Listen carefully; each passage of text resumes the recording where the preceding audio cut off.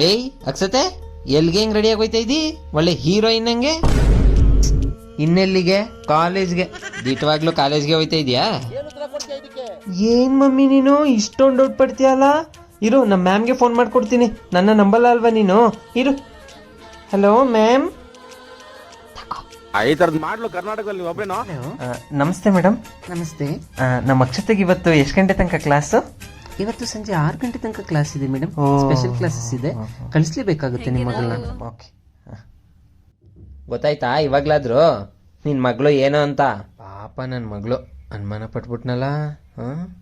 ಕೊಡು phone, late ಆಯ್ತು ನನ್ಗೆ.